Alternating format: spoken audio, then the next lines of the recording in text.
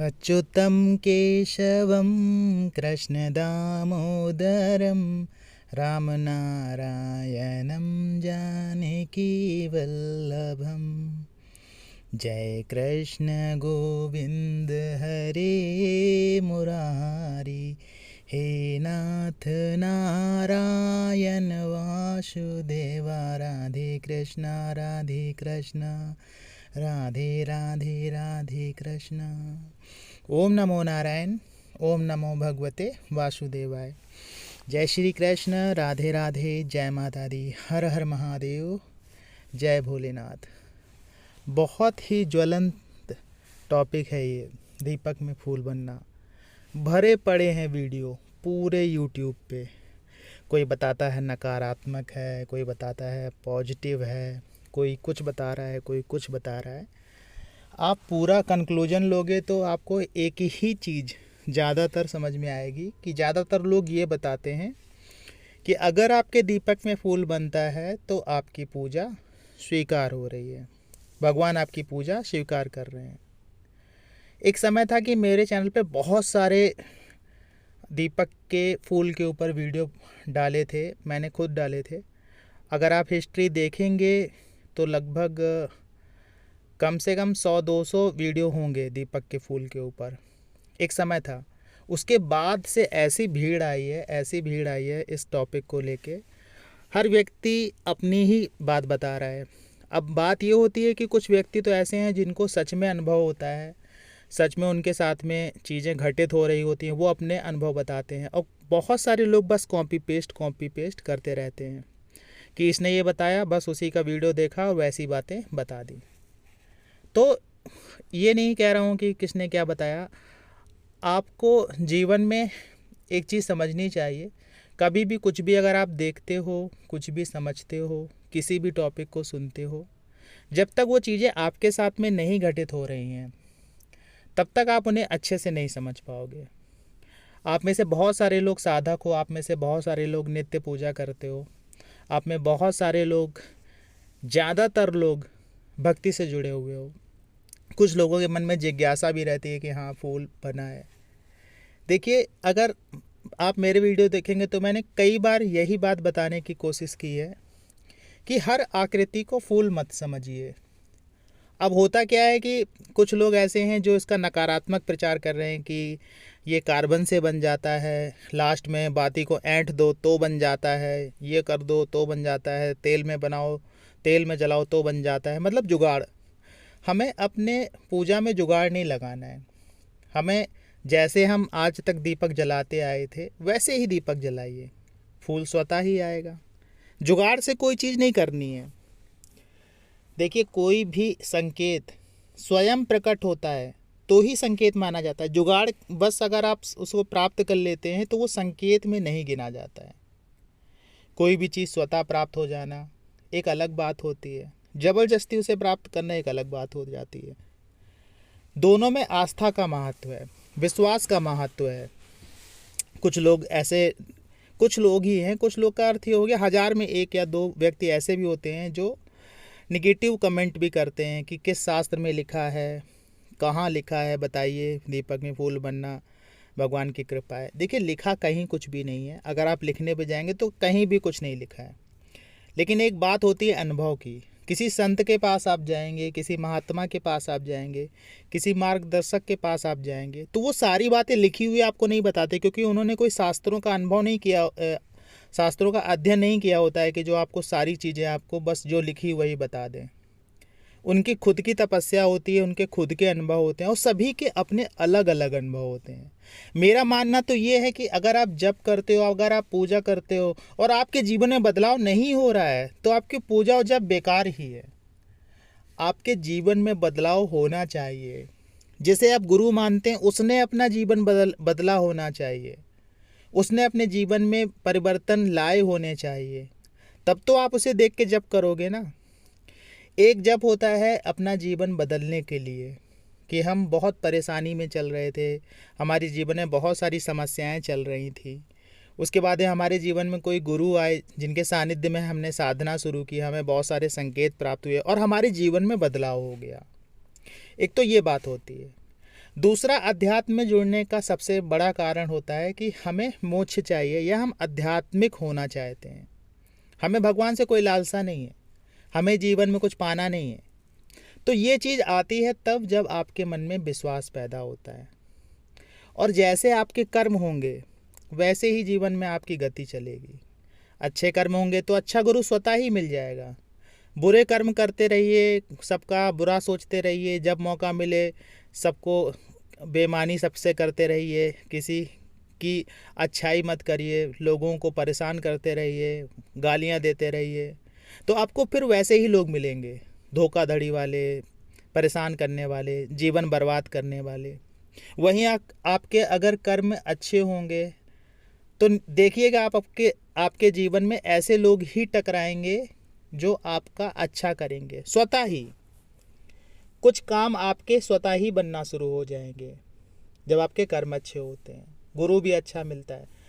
उसके बाद जब आप साधना करते हैं तो साधना का फल भी आपको मिलना शुरू हो जाता है, जीवन में बदलाव शुरू हो जाते हैं। आप में से बहुत सारे लोगों के हुए भी हैं। आप खुद अपने जीवन को देखिए, जब से पहले की चीज़ें देखिए और जब के बाद की चीज़ें देखिए। देखिए, सब कुछ नहीं बदलता है, सब कुछ नहीं बदलता। आप सोचो कि हम भगवान का नाम लेके आज शेयर खरीद लें और कल वो दुगने चार गुने हो जाएंगे, ऐसा नहीं है। भगवान आपकी सारी मनोकामनाएं पूरी करते हैं, ये ध्यान रखिएगा, लेकिन उनके पूरी करने का जो तरीका होता है वो अलग होता है। जैसे कोई व्यक्ति था, उसने बोला कि मुझे बहुत सारा धन चाहिए, इतना धन चाहिए भगवान कि मैं सबको बांटूं।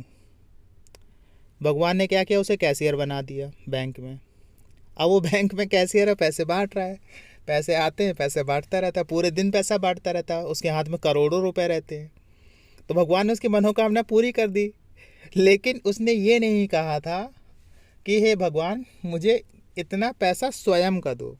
मतलब समझ रहे हैं, अगर आप भगवान से कुछ मांगते हैं तो उस मांगने वाली चीज़ में कुछ बातें ऐसी होनी चाहिए जिसमें आपका हित हो, तो ही वो चीज़ें आपके हित के लिए होंगी। अदरवाइज बस दूसरों के लिए ही फिर होता रहेगा। जैसे आपको कुछ धन की आवश्यकता है तो आप ये मत कहिए भगवान से कि भगवान मुझे धन की आवश्यकता है, धन चाहिए।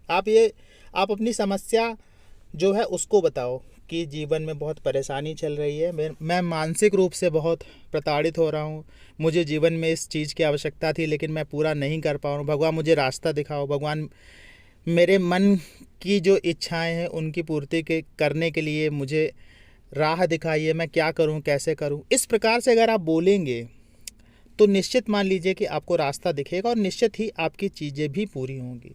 लालसा बस आप कुछ मत करिए। अगर लालसा बस आप कुछ करेंगे तो जीवन में कुछ भी आपको नहीं मिलेगा। बहुत सारे लोग साधनाएं करते हैं, लालसा मन में रहती है, पूरी नहीं होती है, फिर वो कहते हैं नहीं साधना सही नहीं है, साधना से कुछ नहीं होता है, जाप से कुछ नहीं होता है, जीवन में धन पाना ही सब कुछ नहीं होता है। अध्यात्म में अपने आप को पहुंचा लेना, एक स्तर को पा लेना भी बहुत बड़ी बात होती है जाप के माध्यम से। और जाप से बहुत सारी चीज़ें स्वतः ही आपको मिलना शुरू हो जाती है, आपको कुछ मांगने की आवश्यकता नहीं पड़ेगी।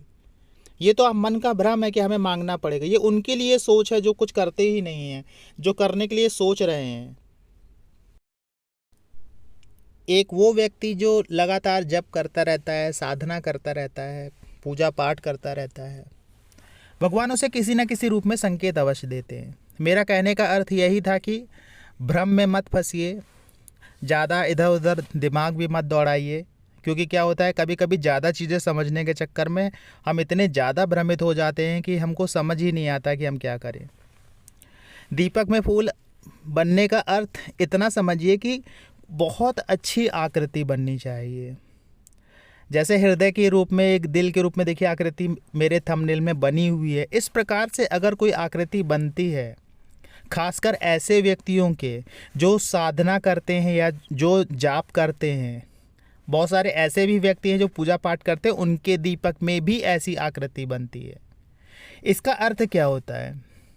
इसका अर्थ एक तो साधारण जो आप हमेशा सुनते रहते हैं कि आपकी पूजा स्वीकार हो रही है, भगवान आपकी पूजा स्वीकार कर रहे हैं, लेकिन कहीं ना कहीं ये आपकी ऊर्जा से जुड़ा होता है।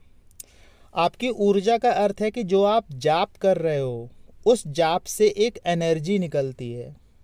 आपके अंदर जो जीवात्मा है उसके पास भी एनर्जी होती है। जब आप जाप करते हो तो जीवात्मा की ऊर्जा बढ़ना शुरू हो जाती है। शुरू में जब आप जाप करते हो तो आपने देखा होगा आपके सर दर्द होना शुरू हो जाता है, कमर में दर्द होना शुरू हो जाता है, आप बैठ नहीं पाते हो, बहुत सारी विभिन्न तरह की परेशानियां शुरू हो जाती हैं, दिमाग नहीं लगता है, बार बार मन भटकता रहता है, ऐसी चीज़ें होने लगती हैं। लेकिन एक समय ऐसा आता है कि आपका मन भटकना बंद हो जाता है।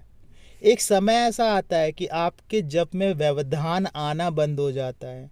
एक समय ऐसा आता है कि आपकी 11 माला हो जाती हैं और आपको पता भी नहीं चलता कि 11 माला हो गई। एक समय ऐसा आता है कि जब मंत्र का उच्चारण बिना बोले ही चलता रहता है। वो स्थिति जब आती है तो आपकी ऊर्जा बैलेंस अवस्था में होती है। देखिए, आग क्या है? आग एक ऐसी चीज़ है, अगर उसको आप बैलेंस रखते हो, उसको संभाल के रखते हो तो आपके जीवन में बहुत उपयोगी है। लेकिन अगर वो फैल जाए, गलत तरीके से इधर उधर लग जाए तो सबको जला के राख कर देती है। ऐसे ही हमारे जप की ऊर्जा भी होती है, उसे हमें बहुत संभाल के रखना पड़ता है, बहुत कंट्रोल करके रखना पड़ता है, जिससे वो बिखरे ना, ख़त्म ना हो। क्योंकि आप इतनी मेहनत करते हैं, जाप करते हैं, वो बिखरे ना, आसन पे बैठ के करते हैं जिससे वो ऊर्जा आपकी ट्रांसफ़र ना हो। कई चीज़ें हम लोग करते हैं। पूजा करने के बाद या जाप करने के बाद थोड़ी देर बैठे रहते हैं आसन पे, जाप वाली माला को गले में पहन लेते हैं जिससे हमारी ऊर्जा जो है केंद्रित हो जाए, जीवात्मा में समाहित हो जाए। कई चीज़ें हम लोग कई प्रयास करते रहते हैं। तो जो दीपक में फूल बन रहा होता है हृदय के रूप में, जो व्यक्ति जाप करते हैं, वो ये दिखाता है कि आपकी ऊर्जा संतुलित अवस्था में है, असंतुलित नहीं है। अगर असंतुलित होगी तो उसमें आकृति अलग सी बनेगी, डिफरेंट तरह की बनेगी, टेढ़ी मेढ़ी बनेगी, कोई आकार नहीं होगा, उसको आप समझ ही नहीं पाएंगे क्या बना हुआ है। या फिर अगर कोई आकृति ऐसी बनती है जो साफ समझ में आए, डमरू बनाए तो बिल्कुल साफ समझ में आना चाहिए, ज़बरदस्ती ढूंढने का प्रयास मत करिए। अगर त्रिशूल बनाए तो साफ समझ में आना चाहिए। वैसे विरले ही होता है, ऐसा नहीं कि सभी साथ ऐसा हो जाए, लेकिन होता अवश्य है, ऐसा नहीं है। ये सब ऊर्जा का ही खेल है, ये आपके जाप की ऊर्जा है। तो अगर कोई आकृति बनती है तो वो बिल्कुल स्पष्ट बननी चाहिए। ऐसे नहीं कि कुछ भी टेढ़ा मेढ़ा कीट पतंगा बन गया, उसको आपने फूल समझ लिया और बोला फूल बन रहा है, हमारे साथ तो कुछ हो नहीं रहा है। सबसे पहली बात यह है कि भगवान की अगर आप पूजा करते हैं, भगवान से आप जुड़े हैं और आपके मन में विश्वास नहीं है तो भगवान है ही नहीं आपके लिए। खासकर पूरी दुनिया में आप कहीं चले जाइए, आपको भगवान दिखेंगे नहीं, हर जगह आपको विश्वास ही करना पड़ेगा। हाँ, लेकिन घटनाएं आपके साथ में घटित होंगी, संकेत आपके साथ में घटित होंगे, आभास आपके साथ में घटित होंगे, आपके जीवन में परिवर्तन होना आप स्वयं महसूस करेंगे। उन्हीं संकेतों के माध्यम से आप समझ सकते हैं कि हाँ, कोई ना कोई तो शक्ति ऐसी होती है। अब हम घर में पूजा पाठ करते नहीं हैं, जाप करते नहीं हैं, तो आप खुद सोचो जो आपके साथ में शक्तियां हैं वो आपका साथ कैसे देंगी। जाप एक ऐसा माध्यम होता है जिससे आपके आसपास की दैवी शक्तियों को पावर मिलती है, चाहे वो आपके पितृ देवता हों, घर के देवता हों, ग्राम देवता हों, क्षेत्रपाल भगवान हों, स्थान के देवता हों, या फिर आपके कुल देवी देवता हों। इन सबको आपके जाप से ही ऊर्जा मिलती है। जब इन्हें ऊर्जा मिलना शुरू हो जाती है तो ये आपका जीवन बदलना शुरू कर देते हैं। लेकिन जब उनको ऊर्जा मिलेगी नहीं, इनके पास पावर होगी नहीं, तो ये आपकी मदद कैसे करेंगे। तो जाप बहुत आवश्यक है।